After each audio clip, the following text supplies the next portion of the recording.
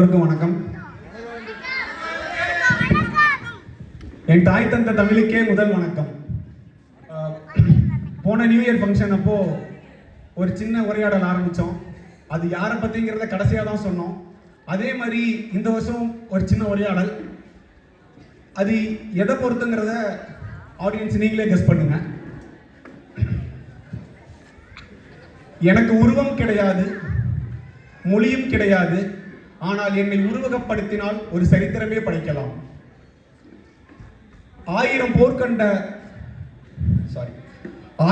கண்ட மாவீரன் கூட தன் ஆயுதத்தை இழந்துவிட்டால் தோல்வி காண நேரிடும்.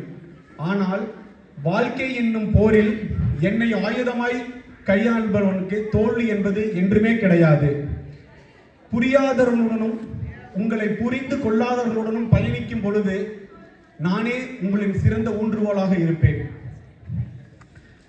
மனதின் பல வழிகளை மரியாதை நிமித்தமாக காட்டுவது நான் மட்டுமே.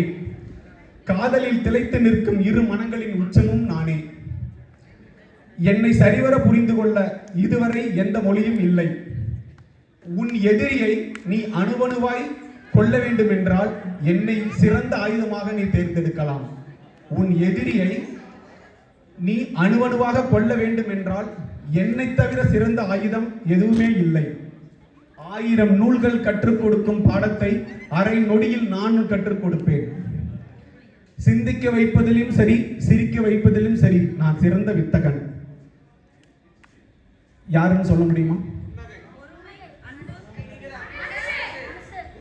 வேற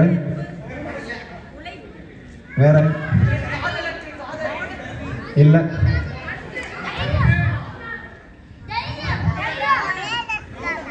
சூப்பர். யாரோ சொன்னாங்க மௌனம். மௌனத்தை விட சிறந்த ஒரு ஆயுதம் உலகத்தில் எதுவுமே கிடையாது. ஃபைனலா மௌனத்தை பத்தி ஒரே ஒரு சிறந்த கவிதை.